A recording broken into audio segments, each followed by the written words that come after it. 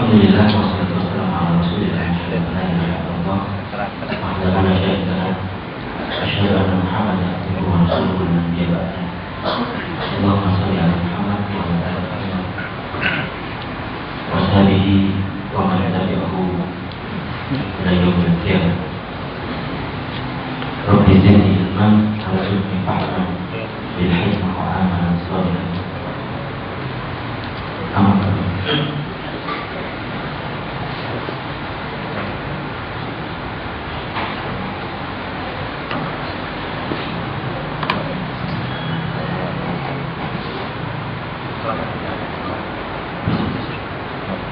Teman-teman yang diangkat Allah,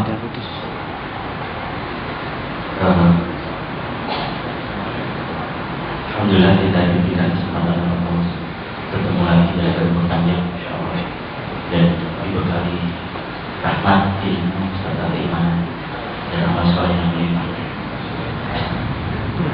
Saya ingin mengajak untuk semua mengawali majelis kita hari ini untuk sama-sama membaca Al-Quran.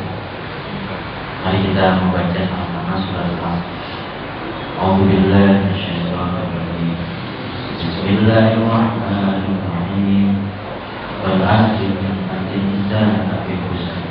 Illal ladzina amanu wa 'amilus shalihati wa tawassaw bil haqqi wa tawassaw bis sabr.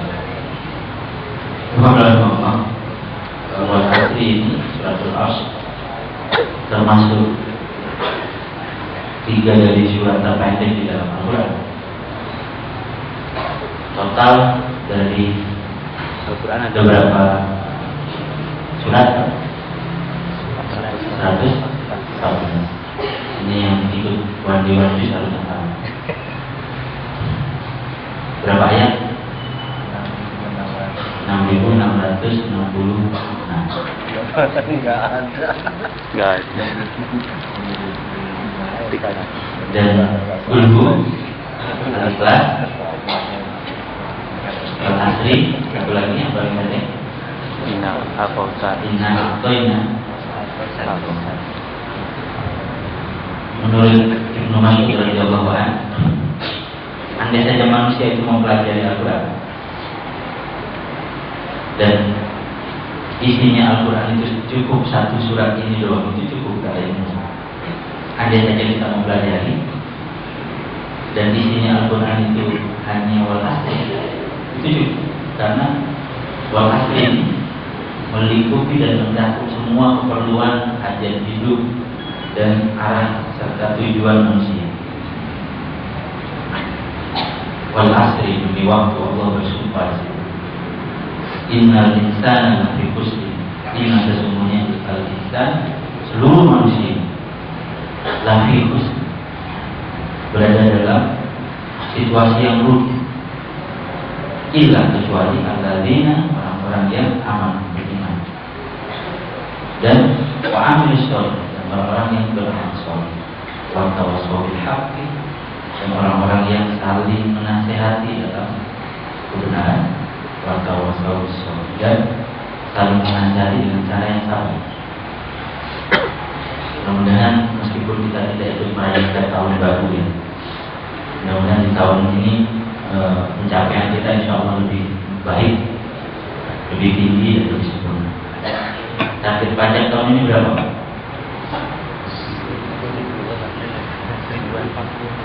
1.046 triliun. Tujuan pajak itu paling besar digunakan untuk apa? Kesejahteraan rakyat. Itu yang pengen saya ceritakan hari ini. Menjelang tahun baru kemarin, saya melakukan perjalanan ke satu kampung namanya Babakan Pasir Majang di wilayah Tinggi. Kabupatennya Bogor, tapi yang berdekatan dengan Tangerang. Kalau betul pajak itu adalah untuk kesejahteraan, saya akan bercerita tentang kampung Babakan Pasir Majang. Kalau dari jalan aspal terakhir, kurang lebih kita akan jalan 5 sampai 6 kilo. Udah nggak ada jalan. Sekolah paling dekat 5 kilo. Sekolah SD paling dekat dari kampung itu 5 kilo dan ditempuh dengan luar biasa berat. Kebetulan saya jalan-jalan sampai ke situ dan kampung ini berada letaknya setelah sawah, setelah hutan, setelah padang. Jadi rantingnya tidak berhenti. Lalu sepulang dari kampung ini, hari itu hari Jumat, saya kebetulan masuk masjid agak rajin. Setengah 11 saya sudah di masjid karena nggak tahu apa itu. Saya nge-tweet karena waktu pagi itu saya melihat ada anak-anak berangkat sekolah, kakinya penuh lumpur, tanah semua kali. Saya nge-tweet, saya kasih gambar. Kalau kita bisa memberikan sepatu untuk mereka, betapa semangatnya mereka sekolah. Maka hari Jumat itu tiba-tiba yang meliput banyak sekali dan akhirnya pada Jumat kita punya sebuah gerakan.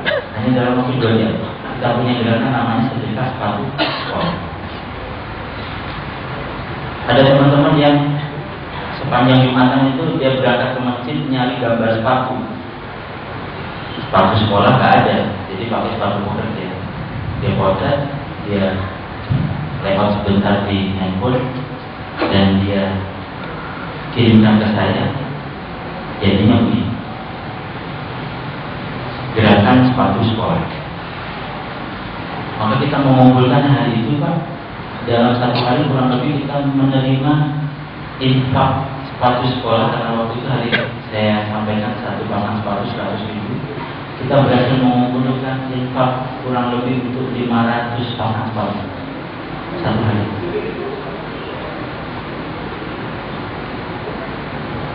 Nah, yang mendesain itu yang paling atas, namanya sebetulnya Bagus Budi, tapi karena anak band dan nama Budi itu enggak komersial, maka diganti menjadi Buddha. Jadi namanya Buddha. Yang tengah itu namanya Fajar Ali, karena enggak komersial jadi Fajar itu diganti Japra. Yang bawah itu Omar. Dan 3 orang sahabat ini yang menemani saya untuk mencari data dan mengumpulkan informasi anak-anak yang ditinju. Dan menariknya informasi,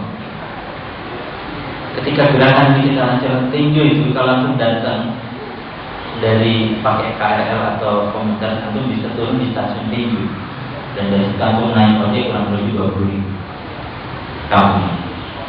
Tidak jauh dari BSD, tidak jauh dari Sumalempon, jaraknya kurang lebih hanya 30 km. Kalau betul pajak itu untuk kesejahteraan, tinju baru dialiri listrik 2 bulan yang lalu, baru mendapatkan listrik 2 bulan yang lalu. Sehingga ketika saya sampai ke tempat Pak RT yang betul-betul yang paling ujung, dia bilang, Ustaz, baru 2 bulan ini kami merasakan merdeka sejak 68 tahun yang lalu, karena 2 bulan ini kami mendapatkan listrik. Kami datang serombongan Pak, setelah mengumpulkan sepatu banyak, ternyata dalam perjalanannya teman-teman yang menyumbangkan sepatu ini nggak hanya mendonasikan uang 100.000 per sepatu, tapi juga memberikan sepatu layak pakai dan juga sepatu tidak layak pakai untuk cuci gudang di rumah. Jadi selama hampir sebulan lebih ini, kalau Bapak dan sahabat semua pergi ke rumah saya ribuan Pak, ribuan Pak, yang baru, yang bekas, yang rusak, yang hancur, banyak Pak, termasuk bonus baunya. Satu bungkus semua. Dan kemudian kami melakukan survei data demografis anak-anak ini. Satu kampung dalam kampung hanya 1 orang yang sampai sekolah tingkat SMP, 1 orang. Bayangkan. Maka kami datang ke sana dan alhamdulillahnya seruan amal soleh yang harusnya kita lakukan berdasarkan wal asli tadi. Siapapun orang yang beriman tidak saja asyik untuk meningkatkan iman di majlis-majlis ilmu, tapi juga turun ke lapangan melakukan amal soleh. adalah sumbangan itu tidak hanya sepatu. Sumbangan itu macam-macam bentuknya. Di kampung Babakan ini ada satu musola namanya Baitur Rahman. Menjelang roboh lah kalau sebetulnya musola. Ketika para aktivis datang ke sana, masing-masing pulang dengan membawa agenda masing-masing. Ustaz, insya Allah mesin air dari saya. Lalu kemudian ada yang telepon ke saya, Ustaz, insya Allah keramik dari saya, insya Allah benteng dari saya, insya Allah desain dari saya. Semuanya menyumbang. Dan dalam hati saya merasakan, oh betul nikmat, betul iman. Mempersatukan orang-orang dengan amal soleh yang luar biasa. Anak-anak Pak datang menyumbang. Anak kecil memilih sepatunya yang paling bagus untuk disumbang. Karena itu saya agak sedih kalau ada orang dewasa memilih sepatunya yang rusak untuk disumbangkan. Pagi-pagi minta dijemput di Kuningan. 3 orang ini namanya anak putri Bapak Ayu. Ada yang menyumbang 300 pasang sepatu baru dan bermerek semua. Reebok, All Star, 300 pasang. Ada yang nyaking satu. Saya kasih tahu ini. Ini orang Surabaya Pak. Kebetulan dia datang ke Jakarta dan kebetulan dia baca Twitter saya. Dia nggak tahu Jakarta, tapi dia bawa sepatu janjian. Dia bilang, Ustaz, pokoknya jam berapapun saya standby di perempatan Fatmawati demi menyerahkan 1 kantong sepatu. Akhirnya kami tidak kenal, tidak tahu, belum pernah bertemu, tidak ada rekayasa. Nunggu di perempatan Fatmawati itu hanya ngasih sepatu. Ada yang datang mengirimkan satu yang kantong di atas itu isinya sepatu semua, lebih dari 200 pasang. Hari ini saya merasa kaya karena saya punya sepatu lebih dari 3.000.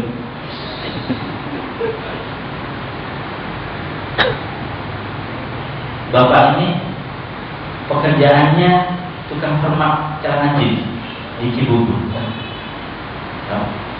Cibubur itu Ciracas.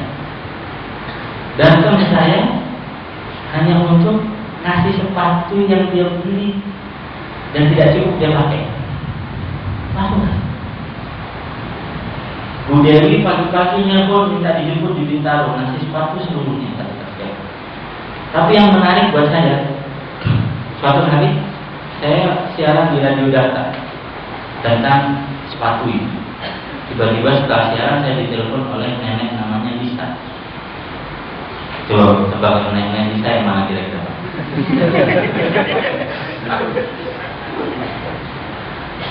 Nenek Lisa itu yang ini.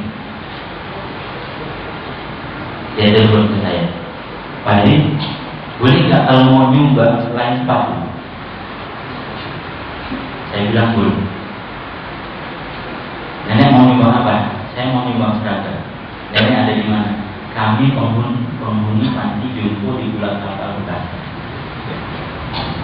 Saya bilang insya Allah saya jemput. Tadinya awalnya niat saya hanya menjemput saja, cuma menjemput. Tapi ketika di sana sampai di panti jompo Bulan Kapal itu, nenek-nenek ini sudah berjejer di depan gerbang Pak.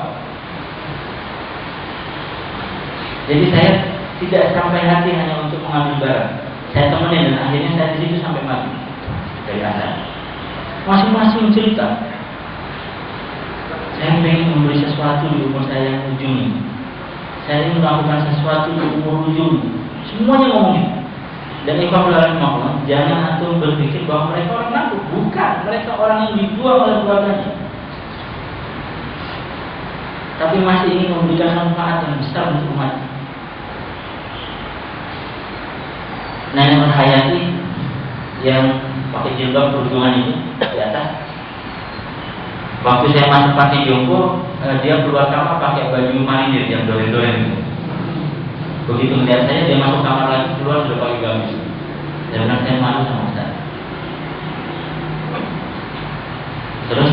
Ikhwan Allah, ternyata ibu-ibu ini, nenek-nenek ini, pekerjaannya di Panti Jompo adalah dikasih kerjaan. Salah satunya menjahit baju seragam sekolah. Dan mereka mengumpulkan lebih dari 40 baju seragam sekolah untuk diberikan ke saya sebagai bekal pada anak-anak. Kita ngobrol, Pak, ada yang curhat.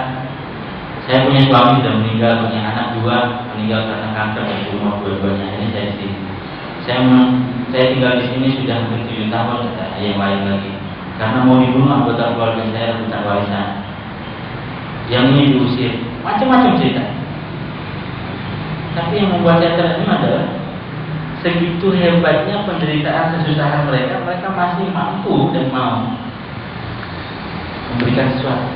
Jadi waktu ngobrol itu, nenek Nur Hayati itu bilang, Ustaz, saya bikinin susu ya, karena mau madu ya, bikinin susu ya. Saya bilang saya, karena nenek Nur Hayati bikinin susu, yang lain juga ingin bikinin saya. Ngiri, nawarin, Ustaz, mau saya bikinin sereal ya? Saya bilang mau. Satu lagi, Ustaz, mau saya bikinin teh manis ya? Saya bilang mau. Yang lain nawarin, Ustaz, saya kupasin mangga ya? Saya bilang mau. Yang lain lagi, Ustaz, saya dikasih coba ditawarin biskuit ya? Saya bilang saya mau. Tawarin lagi, Ustaz, mau biskuat? Tadi biskuit sekarang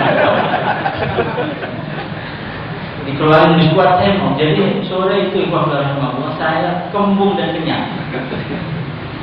Karena tidak sampai hati menolak nenek-nenek dan ibunda ini yang ingin berbuat baik, memberikan kesempatan. Karena mereka itu bagaimana pengen menyayangi orang dan pengen disayang. Baju seragamnya bagus, jahitannya rapi. Hampir 40 saya bawa pulang. Menjelang pulang saya bilang kepada nenek-nenek, Nek, saya pengen ngasih sesuatu tapi nggak punya apa-apa. Lalu nenek itu bilang, gak usah, saya pengen didoain husnul khotimah. Mudah-mudahan beliau semua doa husnul khotimah. Lalu setelah kita berdoa bersama, itu ada nenek yang paling tua yang dibawa. Saya bilang, Nak, boleh nggak saya minta dipeluk? Saya peluk lagi. Setelah saya peluk, yang lain pengen minta dipeluk. Jadi pelukan. Jadi saya ini pada ngomong paling nggak suka bau minyak angin. Jenis apapun paling nggak suka. Hari itu saya dipaksa menikmati bau minyak angin itu meluk nenek-nenek. Dan saya merasa ridho bahwa mudah-mudahan ini jadi saksi kita. Terus mereka bilang minggu depan kesini lagi. Saya belum bisa memenuhi janji. Dia akan mengumpulkan jilbab.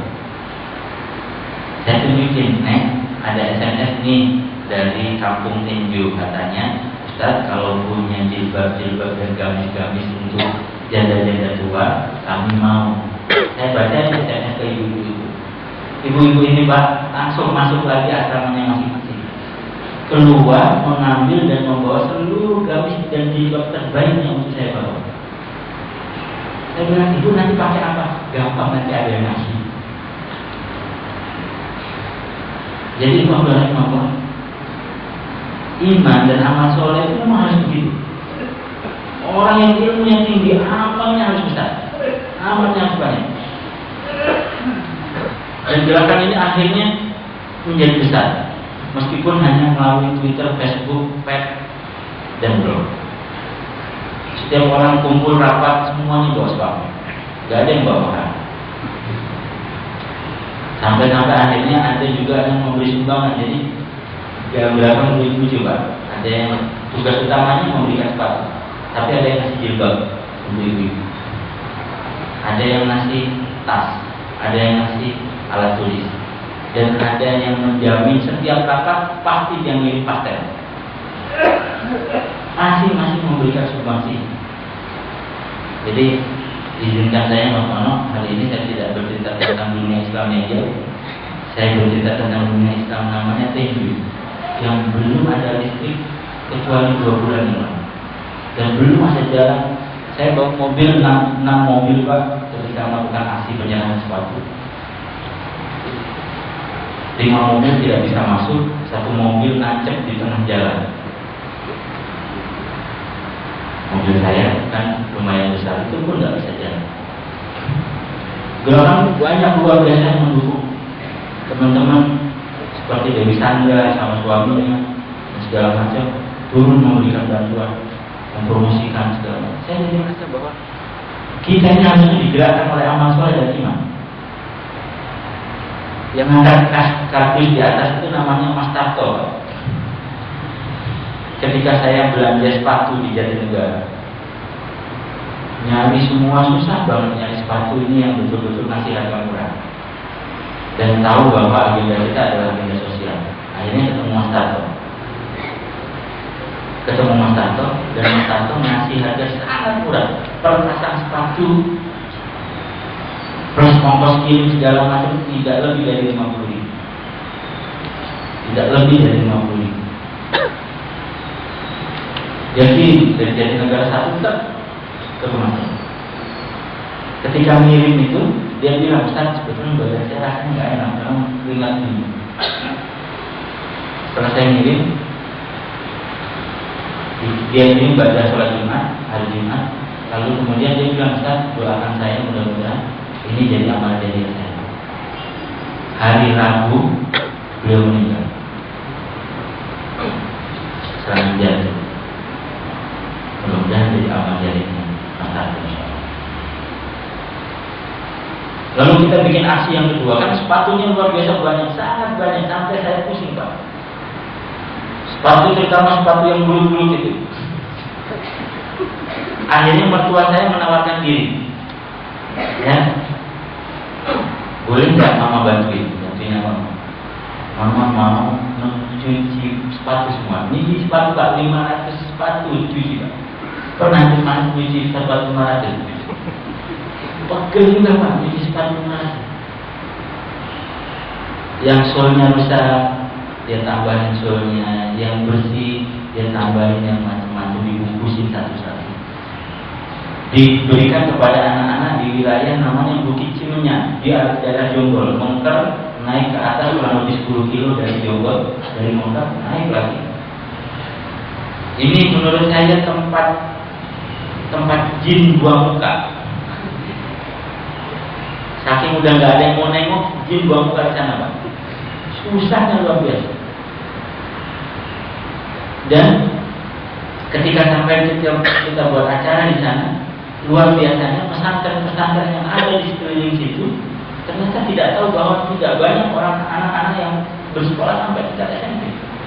Maka pesantren-pesantren yang ada di situ menawarkan diri masing-masing menerima dan memberikan beasiswa 12 orang per tahun untuk anak-anak.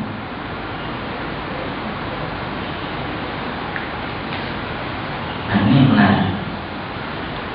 Tidak jauh dari situ namanya Bukit Cibuyutan. Tahu kata orang Surabaya, kata orang Jawa, buyutan tahu nggak buyutan? Pegel banget sampai akhirnya tangan itu tremor, bergerak sendiri tanpa kita kendalikan, itu namanya buyutan. Saya pikir kenapa dinamai Cibuyutan, karena nyampe sana itu benar-benar jadi buyutan Pak. Jalan dari jalan akses terakhir itu 2 jam, jalan kaki Pak 2 jam. Sekolah madrasah sanawiyah yang madrasah ibtidaiyah yang ada itu benar-benar seperti kandang kambing.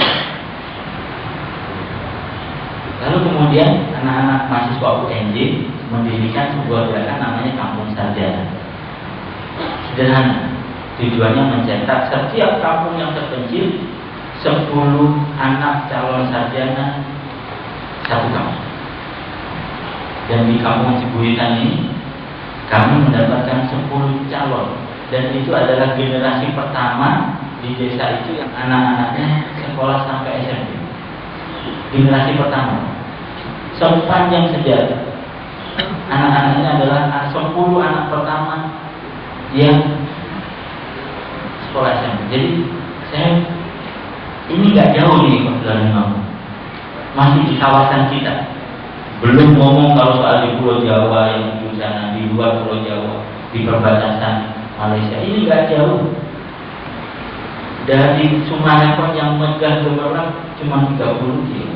Kampung Cibuyutan dari kota-kota besar yang ada di Cibubur tidak sampai 50 kilo. Jadi yang paling gede ini namanya Rito.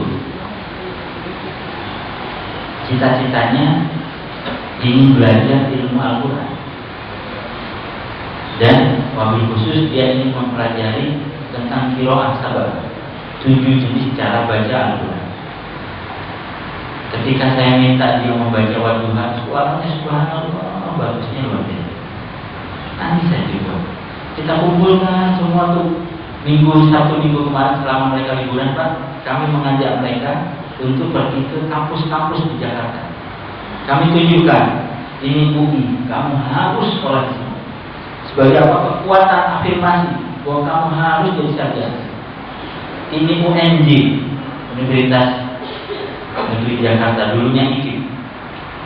Kamu harus jadi sarjana di sini. Ini UIN. Orang yang belajar agama kalau nggak tersesat ada di sini. Yang tersesat banyak juga di sini.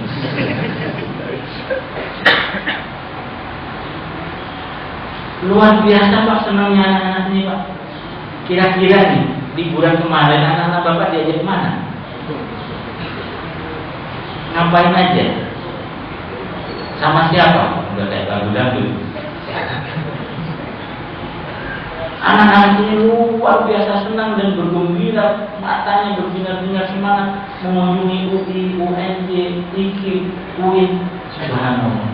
Kita selalu memberikan harapan bahwa jangan sedih, hidupmu berat, hidupmu susah, dan itu harus kamu jalan. Insya Allah, Allah akan mendatangkan bantuan, dan kamu akan bertemu dengan saudara-saudaramu di lain lain.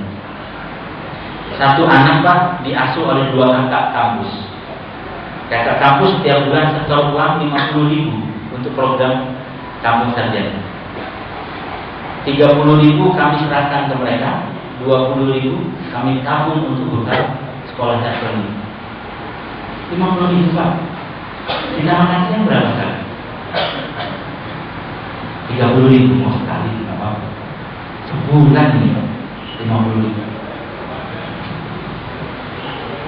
Andai saja, dan ini semuanya muslim, semuanya muslim. Sementara kita menurut Rasulullah nama mu'minuna ikhwah. Kata Rasulullah dan Allah menerangkan begini, sesungguhnya kaum muslim ini semuanya saudara. Kalau ada yang begini, letak saudara di mana? Kalau ada yang begini, perang negara ada di mana? Sepanjang program ini saya kalau nge-tweet saya selalu sesi ke kaum SB Yudhoyono itu Pak, ada rakyatnya yang begini loh Pak, ada rakyatnya yang begini. Dibaca nggak dibaca terserah, nggak ada tanggung jawab saya untuk membuat dia baca, tapi saya sudah kalau ditanya sama Allah, kamu sudah menyampaikan ke Umarokmu belum? Sudah. Pakai apa? Twitter ya Allah.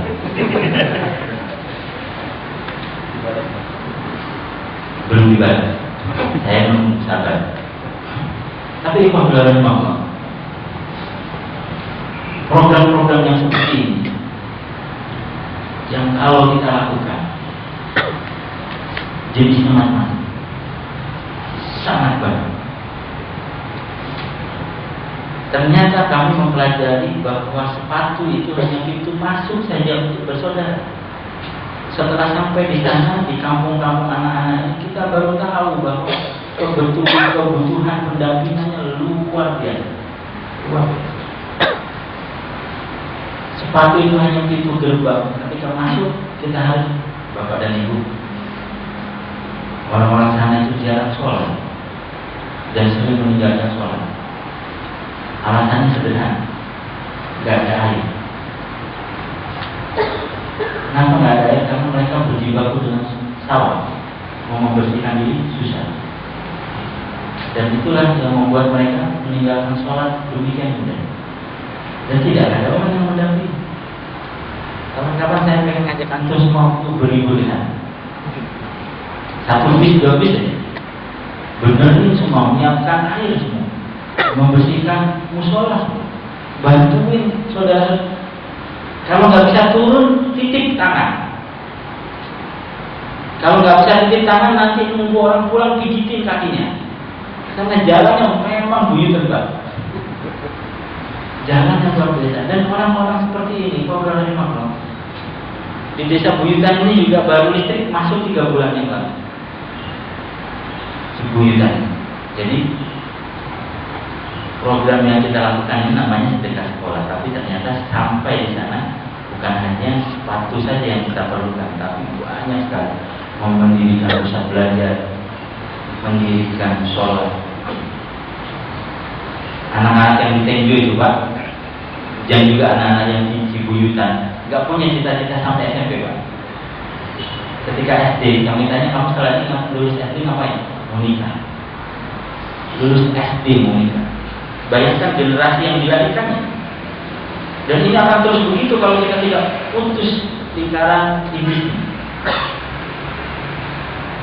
Anak-anak yang di Tenjo malah lebih parah, sebab Tenjo itu disambungkan rel kereta antara Tenjo ke Tanah Abang.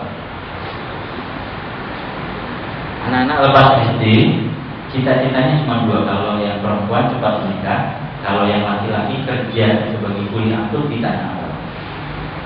Sebabnya murah, Tenjo Tanah Abang cuma Rp2.000.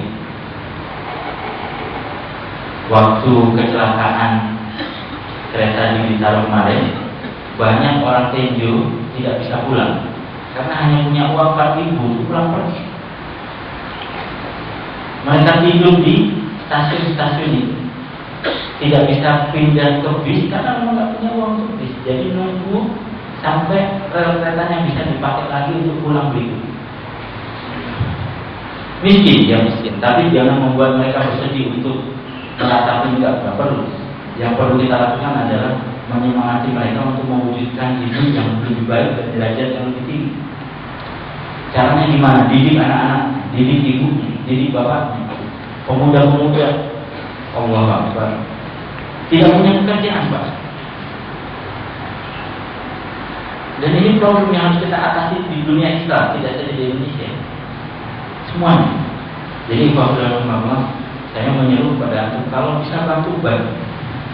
Kalau bersama saya alhamdulillah, dan tidak bersama saya alhamdulillah. Temukan kantong-kantong yang bisa kita bangun bersama. Saya titip pesan kepada anak-anak ini, kalian nanti setelah jadi sarjana jangan biarkan orang lain membantu kampung, kamu sendiri yang pulang ke kampungmu untuk membangun dan membina kampung. Anggap, saya juga heran tuh Angga yang pakai jaket sebelah sini. Dia bilang gini, Ustaz, saya pengen jadi Ustaz. Kita bilang, tulis nak. Kita bagikan buku. Kita bilang, kita sebut proposal hidupku. Masing-masing anak menuliskan cita-citanya dan bagaimana cara dia mewujudkan cita-citanya. Angga ini, Pak Rahimahullah, ingin mempelajari mazhab Hanafiyah. Dia tuliskan di situ, dari 4 mazhab saya ingin mempelajari fikih mazhab Hanafi. Yang diperlukan ini. Saya harus sekolah sampai Al-Azhar. Lalu setelah semua menuliskan cita-citanya, yang ujung itu perempuan namanya Yuli, anak pertama di dalam keluarganya yang sampai sekolah SMP. Cita-citanya pengen jadi dokter gigi. Ketika ditanya alasannya kenapa, karena orang kampung kalau dokter gigi Pak di Palu. Saya membayangkan kalau orang kampung tarik gigi di Palu gimana, tambah sakit. Jadi ketika kita mencoba mengangkat beban yang seperti Rasulullah SAW pesankan kepada kita, bantulah orang-orang lemah atau orang-orang yang dilemahkan, bela orang-orang yang menzalimi atau tolong orang-orang yang menzalimi. Bagaimana caranya? Rasulullah para sahabat bertanya kepada orang, kalau orang yang dizalimi kita membelanya, tapi kalau orang yang menzalimi gimana cara menolongnya? Hentikan kezalimannya dan nasihati dia untuk kembali. Jadi Kalau nanti mau terlibat gerakan ini, tafadhol silakan. Mau nyumbang apa saja boleh, kami terima. Termasuk sepatu yang tidak layak pakai juga ternyata masih bisa dipakai, Pak. Sepatu yang tidak layak pakai kami kumpulkan jumlahnya ada lebih 120. Ada 3 karung. Setelah ngumpul 3 karung, ini dijual nggak mungkin. Dikasih anak-anak, takut anak-anak rendah hati. Maka hari itu saya gotong sepatu-sepatu ini ke tempat pemulung. Ngelihat pemulung rebutan sepatu semua, Pak.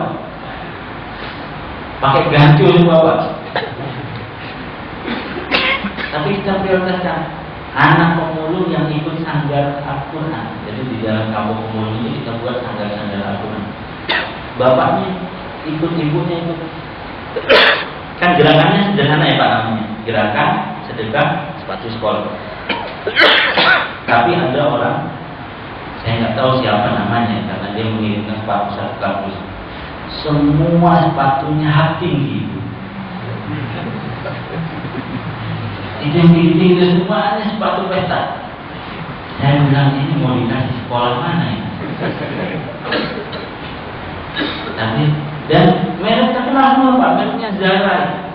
Satu kardus itu mereknya Zara. Kalau gitu saya mau lelang aja. Tapi rupanya ada juga orang yang tidak paham tentang nama dan konsep amal soleh. Dia telepon ke saya, Pak, maksud gerakan ini apa Pak? Ya ini mengumpulkan sepatu atau donasi sepatu lalu kemudian kita salurkan. Jadi kalau saya membeli sepatu, saya dapat 100.000 ya Pak? Enggak begitu Pak. Bapak bisa membeli saya sepatu atau bisa membeli 100.000. Oh ya udah apa-apa Pak. Kalau gitu saya trade-in aja. Saya ngasih sepatu, Bapak ngasih saya 100.000. Ada yang begitu. Terus kemudian ada juga yang telepon begini. Dan ternyata musim kampanye ini gerakan-gerakan seperti ini mengundang. Ada 3 partai yang datang ke saya. Ustaz, kayaknya program Ustaz itu bagus Ustaz. Kami dukung 100%. Kamu boleh nitip spanduk kan? Ujung-ujungnya nitip spanduk. Saya bilang gini, urusan spanduk nanti kita bicarakan. Tapi kalau mau bantu, datang hari ini. Ada 3 partai Pak, tidak perlu saya sebut 3 partai. Gimana?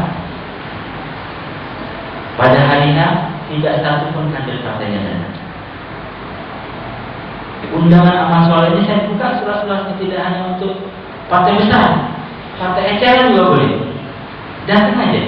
Tapi juga enggak, karena memang punya pamrih sesuatu. Ketika tahu bahwa saya membuka peluang untuk partai yang lain, tidak. Jadi jangan amal soleh itu kita potong-potong menjadi barisan-barisan kecil berdasarkan deret ukur dan kelompok. Ya. Begitu juga yang semangat misalnya sekarang yang buat Dewan Jus odol, tambahin dengan satu gerakan lagi namanya odol. One day one learning. Kalau satu jus itu ambil satu ayat saja untuk pahami dan amalkan, itu karena beramal soleh ini ibaratnya lari maraton Pak. Tidak akan habis amal soleh. Dan mudah-mudahan nanti bisa menyertai apapun amal solehnya, apapun. Dan tahun baru ini, tahun 2014 ini, resolusinya ada yang banyak yang saya ingin jadi keluarga yang bermanfaat, ingin jadi keluarga yang mengangkat beban, ingin jadi keluarga yang bermanfaat.